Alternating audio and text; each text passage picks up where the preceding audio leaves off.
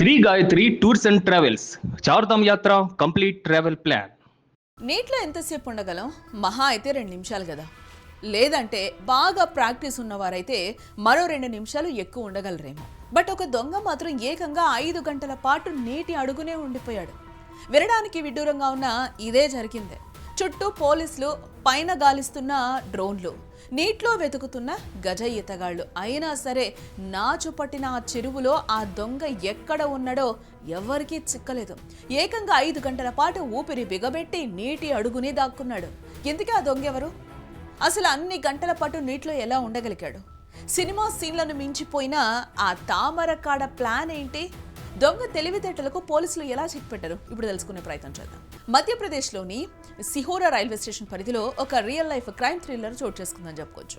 రైళ్లలో చోరీలకు పాల్పడే హర్వీందర్ సింగ్ అనే మోస్ట్ వాంటెడ్ దొంగ పోలీసుల నుంచి తప్పించుకోవడానికి చేసిన ప్రయత్నం అయితే అందరినీ విస్మయానికి గురి చేసిందని కూడా చెప్పుకోవచ్చు. రైల్లో ఒక మహిళా ప్రయాణికురాలి పర్సు కొట్టేయడానికి ప్రయత్నిస్తుండగా హర్వీందర్ దొరికిపోయాడు. పట్టుకుంటారనే భయంతో పరుగు తీసిన అతడు స్టేషన్ సమీపంలోని ఒక నాచు పట్టిన చెరువులోకి దూకేశాడు. ఇక అక్కడి నుంచి అసలు కథ మొదలైందని చెప్పుకోవచ్చు. సినిమాల్లో హీరోలు లేదా విలన్లు నీటి అడుగున దాక్కున్నట్టుగానే అతడు చెరువులో దాక్కున్నాడు. శ్వాస పీల్చుకునేందుకు షాకింగ్ ప్లానే వేశాడు. హర్వీందర్ ఒక తామర కాండాన్ని గొట్టంలా వాడుకుంటూ నీటి అడుగునే శ్వాస పీల్చుకున్నాడు. నీటి ఉపరితలం నుంచి గాలి పీల్చుకుంటూ అతను బయట ప్రపంచానికి కనబడకుండా నీటిలోనే ఉండిపోయాడు. పురాతన కాలం నాటి యుద్ధ తంత్రాలను తలపించేలా అతను చేసిన ఈ పని చూసి అధికారులు సైతం అవాక్కయ్యారు. పైన నాచు దట్టంగా పేరుకుపోవడంతో ఆ నాచు చాటున ఈ తామర కాడ చివరను బయట పెట్టి అత్యంత తెలివిగా శ్వాస తీసుకున్నాడు. స్థానిక పోలీసులతో పాటు ఆర్పీఎఫ్ అధికారులు రంగంలోకి దిగి అతడి కోసం గాలింపు అయితే చేపట్టడం జరిగింది. దొంగ తెలివితేటలకు ఏ మాత్రం తీసిపోకుండా పోలీసులు అత్యాధునిక సాంకేతికతను వాడారు. చెరువు మొత్తాన్ని గాలించి పైనుంచి పర్యవేక్షించారు. డ్రోన్లతో నిఘా వేశారు. నీటి అడుగున గాలించడానికి ప్రొఫెషనల్ డైవర్లను రంగంలోకి దించారు.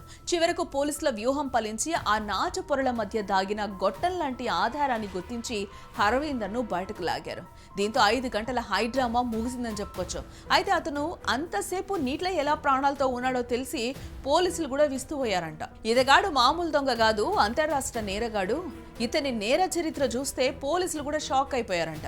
మహారాష్ట్ర, కేరళ, ఆంధ్రప్రదేశ్ రాష్ట్రాల్లో కలిపి ఇతనిపై 21కి పైగా కేసులున్నాయంట.